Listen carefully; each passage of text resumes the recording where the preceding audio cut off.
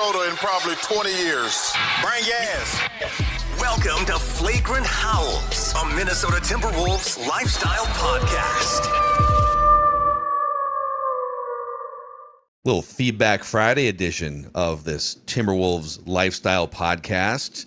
The Wolves are going to be in Utah tonight. It's Utah tonight. So they're home tonight against Utah. Yeah, they're at Utah on Monday. Okay, kind of a weird schedule quirk with it at Sacramento in between. So you should rack up some wins against some of these bad teams, for God's sakes. Walker Kessler done for the season. How about that? Yeah, no more Walker Kessler. Shoulder. Yeah, a labrum issue or something. That's unfortunate. Man. For him. Yeah, well, Rudy would never. Well, he doesn't lift his arms that high to grab a rebound anymore. Am I right? That's what people would say. If he drop his shoulders, what would happen? Yeah. So we'll get into the feedback here. People are kind of mad. Like, that Knicks game was despicable, and the people are kind of turning on Naz Reid, although there's a big story in the Star Tribune that he was reuniting with family in New York this week and the tragic death of his sister. So I feel like we got to give Naz Reid a little bit of time and grace here, but we'll get into the nitty-gritty of the feedback here in a second after we shout out Bricksworth, which is a great place, a very Timberwolves fan-friendly place in the North Loop. Bricksworth, whether it's great craft beer, dry rub wings, or Detroit-style pizza, you can eat and drink pre- and post-home games with fellow fans, and you can hang out for away games and watch on TV while maybe sipping on that signature Naz Reid Hazy IPA. And it's just a couple blocks away from Target Center, so super easy for you to just walk down. Some of the parking options, too, by Bricksworth are going to be cheaper than parking right next to the arena. So make a night of it, make a thing of it, and support our friends at Bricksworth and our guy Cooper and his awesome staff over there if you enjoy the Wolves. And also SeatGeek presenting this episode of Flagrant Howls here today, boys. They sure are. In fact, I'm scrolling through the SeatGeek app right now, and I can tell you, SportsStat is telling you personally that if you want tickets to something, you are going to find them on SeatGeek. I am looking at Vikings tickets for Sunday. MLS Cup Round 1, Game 3 tonight. SeatGeek app has those. Lady Gaga coming to town. SeatGeek has those. Because guess what? With over 35 million downloads, SeatGeek is the number one rated ticketing app around. Plus, every ticket is backed by their buyer guarantee. Use the code HOWLS10 for 10% off your next set of tickets at SeatGeek. 10% off the tickets with the promo code HOWLS10. 10. You actually speak that in. You how? Yeah. And it'll pick up. Yeah. Every time Judd says that code, it just, even if he's not on the podcast, it fires. It's crazy. It fires. But I mean, you want tickets, you're going to find them at SeatGeek. All right, let's start with Nano Joe here in the Flagrant Howls YouTube comment section. Click that subscribe button, the like button. We're getting closer to 7,000 subscribers, so thank you guys for making this an awesome community of Wolves fans. The whole world knew the point guard spot was a black hole, and somehow the front office looked at Naz, Mr. Turnover Machine, with the basketball IQ of a traffic cone, and said, yeah, that's our guy. We'll sign him to an extension. Unreal. And then Moister X chimes in and says, it's Moyster. Says, really bad. Never understood the Naz Reid love. The guy is average at best. So yesterday we went through some numbers that it's, Naz has had a really spotty start to the season. And when he's on the court versus off, the Wolves have been better. The Wolves have been like a -10 with him on the court or something like that per 100. The Naz Reid, Julius Randle pairing has just not been that great over a year and a half. But I feel people are getting kind of frustrated with Naz Reid's start to the season here. But also, I think we should be building in a little bit of grace for him at the same time because he had a tragic thing happen in his family. So where do you stand on some of the Naz Reid frustration, I guess, coming from our commenters and from Wolves fans? He's not playing well. I totally get that. I think it's sort of weird because he's ordinarily loved, and so there is a certain, like saying he's got the basketball IQ of a traffic cone to me. It's a little bit harsh. But, I mean, he experienced a tragedy. I don't know what Like, we have seen this before. It plays out like this. You don't just have your sister get killed when she's in her, 20s or 30s, young in life, and then you're just like, okay, I'm fine. Now I'm just going to go play basketball. It's going to take a while. And I don't know what to tell people. Like, this is the thing. Off the court stuff, off the field stuff plays a role. His sister died. They were close. This has to be hell. Like, this is the type of thing you wouldn't wish on your worst enemy in life. So, like, if you're looking for why he's not playing well, that's why. Now, would there be a case to be made that it would have been good, or it would be good to give him like a leave of absence? Maybe go spend time with his family. Like, there's certainly things that are more important than basketball. But to me, this is not a, boy, I wonder what happened to Naz Reid. Did he not work hard? Did he not do the right things? Now, I think long term there might be a conversation a little bit too about, I think with guys like Naz, teams can get over their skis with their abilities. Like, Naz Reid as a sixth man was awesome, and that's still his role. I get that. But, sometimes the ask can become more with guys, and it's like, okay, they've basically reached the pinnacle of what they can do well. But I think right now, Phil and Dex, I think it's plain and simple. The man has gone through an unspeakable, unthinkable tragedy, and basically shortly after that, he is struggling. I'll give you not a parallel, but an example, right? We gave, and talked about this a lot, Dante DiVincenzo and Julius Randle a year ago got traded on the eve of training camp. And it took them some time. Like, it was difficult. And that was a lot of basketball stuff. But, their families uprooted, blah, blah, blah. Well, now think about someone dying. Like, basically on the eve of training camp or close, he lost someone he was close to in his family. So it's a I'm willing to give him a lot man. of grace here. And I think if it gets really, really bad, he probably needs time away, and he should be given that. Yeah, it's a really tough situation. Someone sent me this morning. It's off of what we were talking about, just on the court. Back to sort of, we're watching the games and analyzing what's happening on the court and trying to be patient and give some grace, rightfully so. But we brought up the Julius Randle Naz Reid pairing. When those guys are on the court together last year and this year, the Wolves don't perform well. In fact, last year, when you took every single teammate as a pairing that Naz Reid played with, like all 10 of them last year, how does Naz perform when it's him and Conley on the court, him and Ant on the court, etc.? His worst on-court pairing partner is Julius Randle. It was like a plus 2 points per 100 possessions or something. So it's like barely break even over 800 minutes together. And this year, it's a lot worse. So the net rating for the Wolves when Julius Randle and Naz Reid are on the court together, someone very smart when it comes to Timberwolves basketball sent me this late last night. It's a minus 23 points per 100 possessions when they're on the court. And defensively, the Wolves, when Gobert is off the court and it's Naz and Julius as the bigs, the 4 and the 5, the Wolves are allowing opposing offenses to shoot 65% from 2-point range and 41% from 3-point range. Wow. It is open season on the Timberwolves defensively when Rudy is off the court and Julius Randle and Naz Reid are on the court. There's no rim protection. It's leaky. It's bad.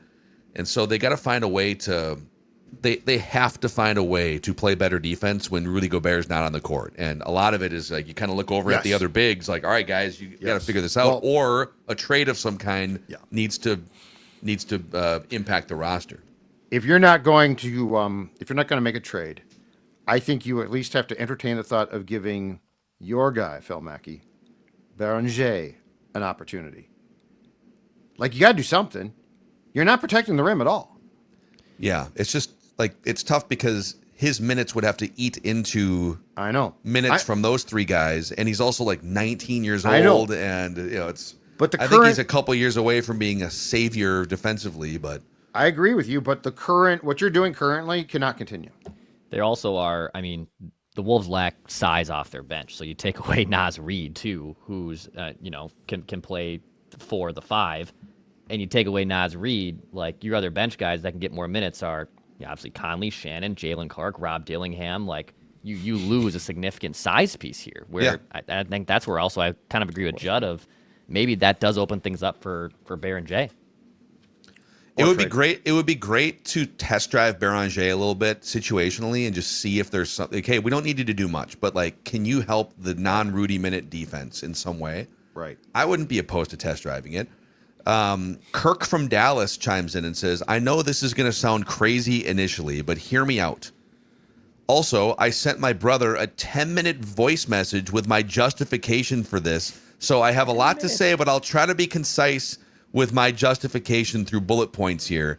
But I believe the Timberwolves should trade Julius Randle for an elite point guard like a De'Aaron Fox with San Antonio, or whoever that may be, and however the salaries need to work, for these reasons. And he lists 5 reasons why he would do this trade. Julius Randle, who's having one of the best seasons of his career so far, out, and like a De'Aaron Fox in. Number 1, Oklahoma City is ultimately the goal, right? Like beating them in a 7-game series, not Randle's production in November. And we know that Randle is a bad matchup against Oklahoma City. So if our goal is to win a championship, losing Julius Randle doesn't necessarily hurt that, at least in a series against OKC. Number 2, Naz Reid just simply can't be a backup center. But we're going to keep playing Naz and Randle together while they're both on the team. And the numbers we've laid out are bad. But if we no longer had Randle, I think Finch would use Jaden at the 5 more often when Rudy is off the court. And our defense can't remain like it is now. And the Naz-Randle pairing is the main culprit. So, I mean, I agree with all that stuff. And Jaden playing like bigger actually has proven to be fruitful for the Timberwolves. Number 3, the team desperately needs an elite ball handler to pair with Anthony Edwards more than it needs a scoring power forward like Julius. Number 4, we've seen how good Naz Reid can be in the starting lineup, and his defensive rating with Rudy is elite when you put those two guys together. And number 5, Julius Randle's value has probably never been higher than it is right now. That's a fact. Yeah, his value absolutely is absolutely higher than it was when they traded for him.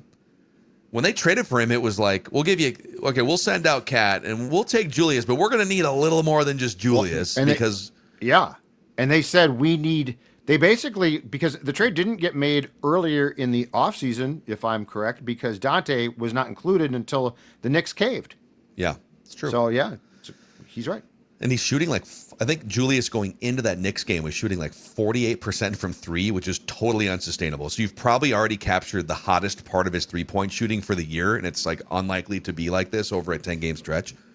Here's the mode I'm in. Mm-hmm. Open-minded to all these conversations. I think Tim Connolly is open-minded to a big shakeup at some point before February. Again, if the goal is to beat Oklahoma City, like the emailer said here. But I want to throw one interesting factoid on his Naz Reid starting lineup take, because he's kind of onto something. But then you'd have to figure out, all right, what's the trickle down effect? You're not just getting rid of Julius. You want something super valuable. But last season, Naz Reid played with the other 4 starters for 113 minutes on the court. So not a huge sample size, but like those 5 guys played together a lot. It was Naz, Gobert, Jaden, Ant, and then Conley as the starting point guard. And those 5 guys together were a plus 25 points per 100 possessions. It was the Wolves' 3rd best 5-man lineup combination of all of the ones they ran out for more than 40 minutes last year.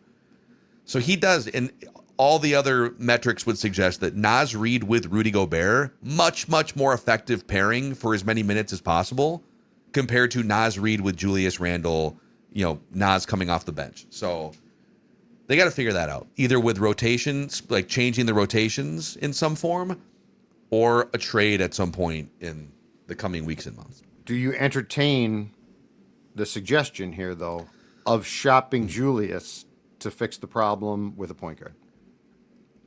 Carefully, I do. I mean, he's been awesome. And he was when he has played for the Timberwolves, like the games that he's been active for, going back to last year, they're like a 53-win team. And I get that success in the playoffs in Oklahoma City, like that factors in, but you also you do need to be a 50+ win team for seeding, to assure yourself one of the top 6 seeds. You can't just throw out the regular season success. And Julius Randle has been a driving force for the Timberwolves winning a lot of games going back to like last January, once he started to get kind of integrated in. On the flip side, he's going to be 31 years old in 3 weeks from now. This is probably the peak of his value. And I don't know that this team, no, I should rephrase that. I know that this team as currently constructed is not winning the NBA championship. They're a good team. I think this team, even if you don't do anything, I think this team figures it out to the extent of like 50 wins this year. But they're not beating, this team is not beating like 4 other teams on the way to an NBA championship as currently constructed. So totally open-minded to moving Julius Randle at his peak value, saying thank you for the good times. You were great, but this is the next step. If he was 25 years old, I would feel differently. He'd be 31. You know, he's been in the league since he was 19 or 20 years old, and if you have a chance to sell high for a piece that fits better for like a 3 to 5 year window, I'm open to it. That's my take. Dex, what do you think?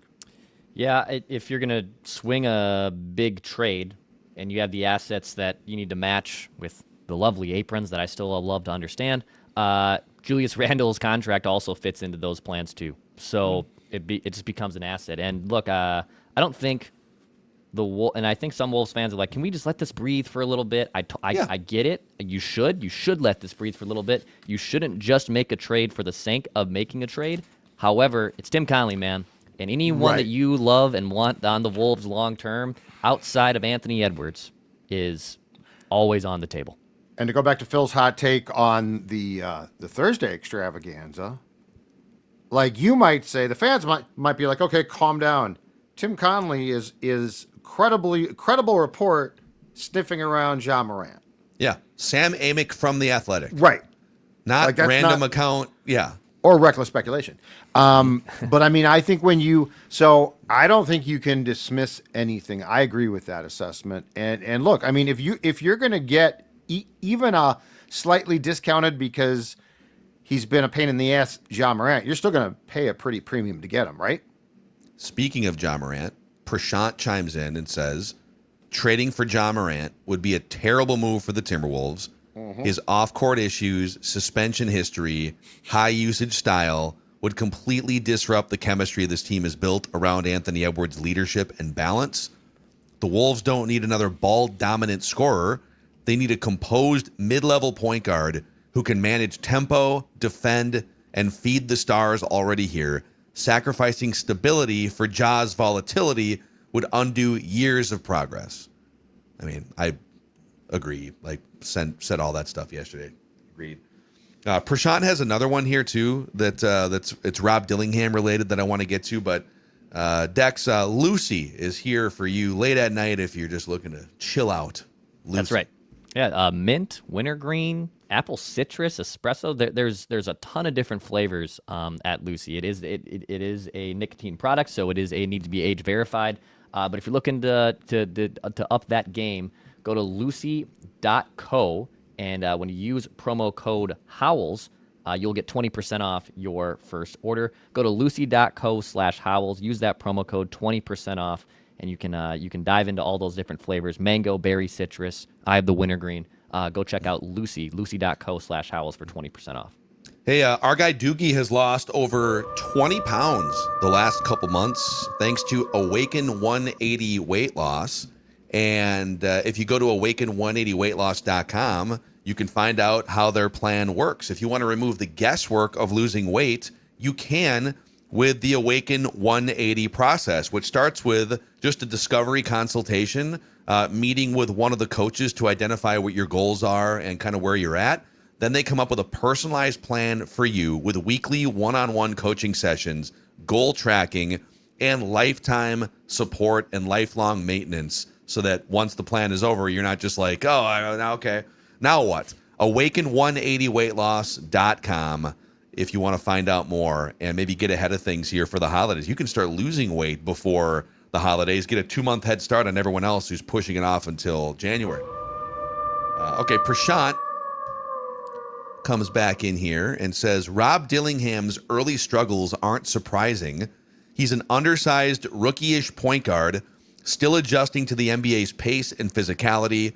But there are shades of early Steph Curry, who came into the league at 6'2", Holy 185, was also drafted right around the same spot, 7th overall in 2009. After questions about his frame, his defense, whether his college scoring would translate, Dillingham was taken at a similar draft spot with the same elite skill, small body scouting notes. Curry's first 2 seasons saw ankle injuries, streaky shooting, and doubts about durability before he broke out in year 4. Dillingham isn't Curry, and few ever will be, but the parallels in size, draft position, and developmental curve suggest patience is warranted. In this Wolves offense, surrounded by veterans and elite defenders, he has room to learn and find rhythm without carrying the load. Not a Curry-type arc, but at least a hopeful blueprint for the growth and long-term development. I'll phrase it this way. Would you be worried if they traded Dillingham that they're trading a diet Steph Curry? I never thought of that. And I think he deserves he might be good. I have no idea. I did not see that that sudden abrupt 90-degree angular change coming in that. No. If I would have stopped it, there are shades of early fill in the player name. How many player names would you have guessed Webb, before maybe. you got Spud Webb? So here's the problem. Because, look, his upside might be huge. I have no idea. And we've talked about this, I think, on Thursday again. The problem in my opinion, with Dillingham is when and how do you develop him? Because he's on a team that doesn't have a lot of time for, oh, you had a bad game, no big deal, right? Like, Chris Finch is trying, unlike a year ago, it feels like Chris Finch is sincerely trying to play him some now, but you can see the frustrations of what he can't do yet.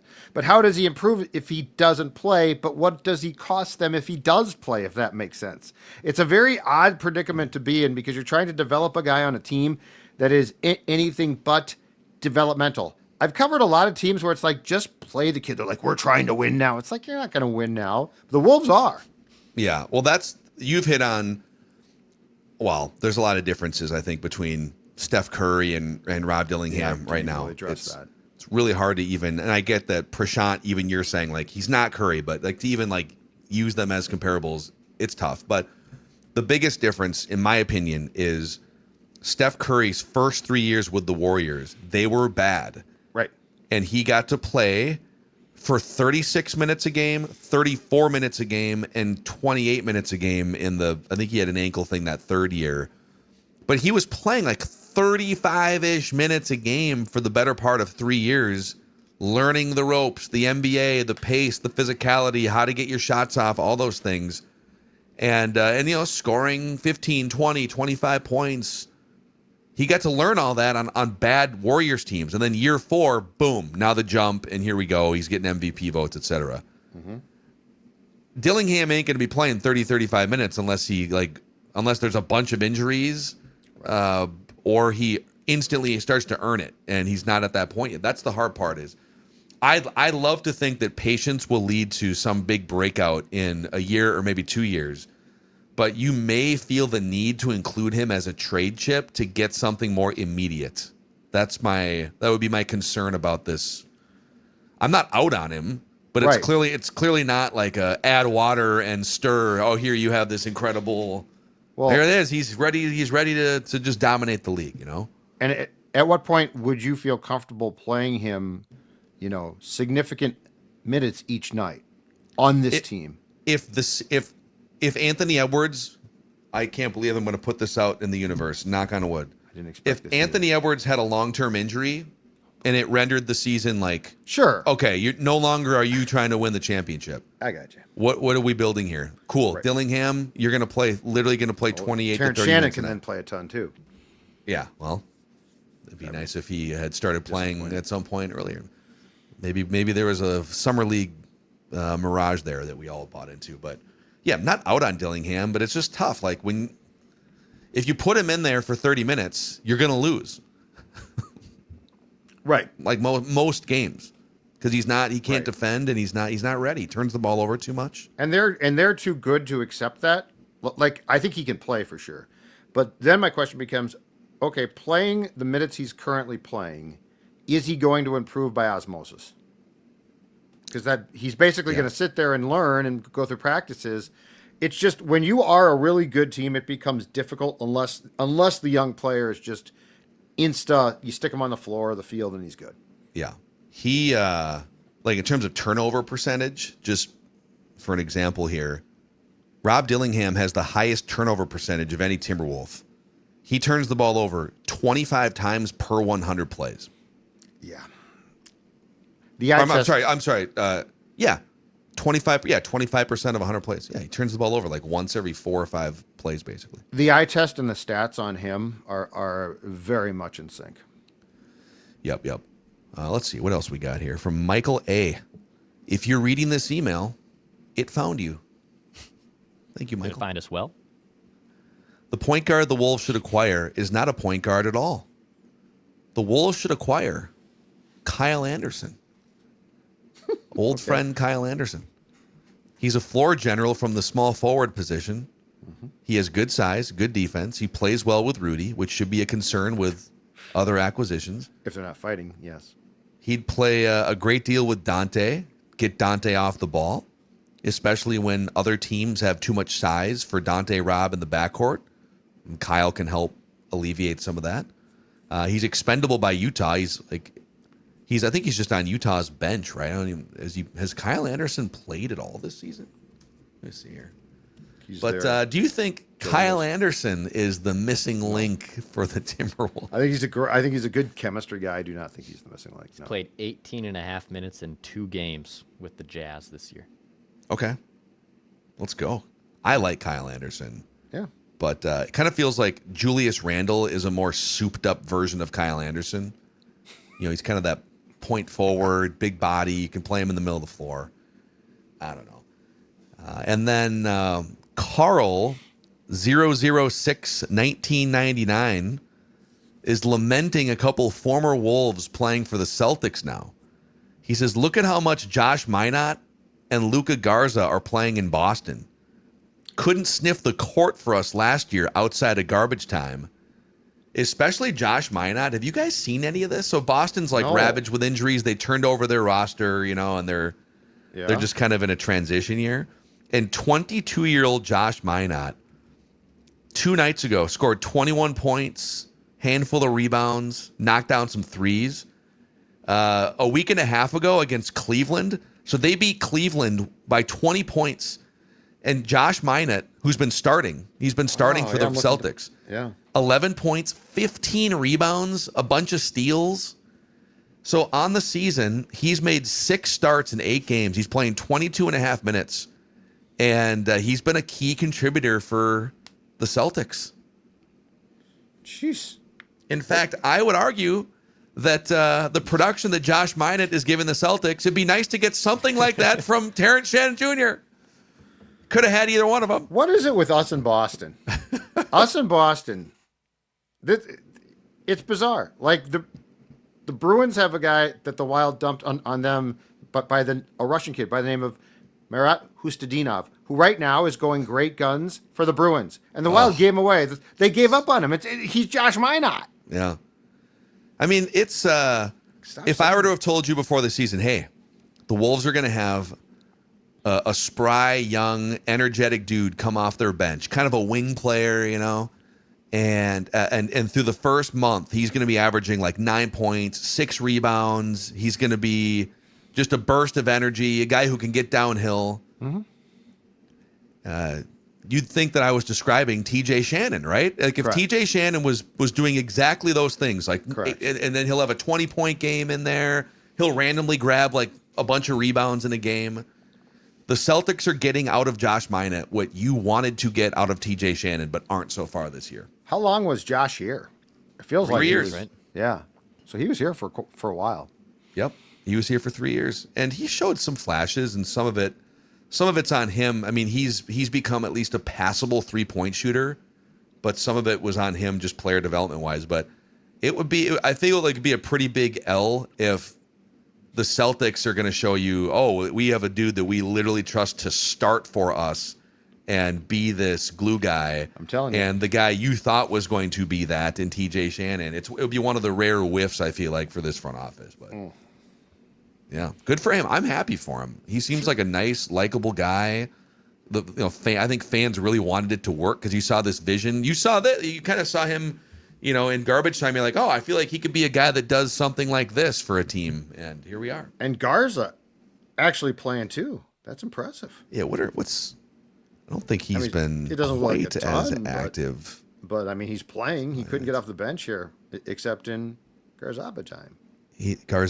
Cigars at time. Maybe. Yeah. So he is a rotation player for the Celtics. He's remarkable. not just garbage time, but he's played in 8 games. Mm-hmm. He was inactive for one of them, and he's played 13, 19, 16, 15, 15. He's playing 13 a game. Yeah. He did have a game where he scored 16 points, grabbed 6 rebounds on the road at a bad Pelicans. That Cleveland win that we talked about where Minot grabbed 15 rebounds, Garza scored 10 points, 5 rebounds. So a couple old friends making some noise in Boston. Only a matter of time time before those jerseys go up in the rafter. Add them to the Shamrocks. Can you imagine Josh Minot next to Kevin Garnett, and Kevin Garnett still hasn't greenlit the retirement of the Celtics jersey. fans? So. Yes, I can. You know what's funny? I can't imagine that because I don't think KG's ever going to greenlight that idea. So there's your Feedback Friday here on Flagrant Howls. I think the next time we see you guys will be for State of the Wolves Monday episode here. And then soon it'll be time for our hottest takes, et cetera, et cetera. But yeah, you got Utah on the schedule a couple times in the next 3 or 4 days. You got Sacramento. Go rattle off like 3 straight wins and get people feeling good. That's the mission for the weekend. For the Sports Dad, for Dex, I'm Phil, and this is a Timberwolves Lifestyle Podcast.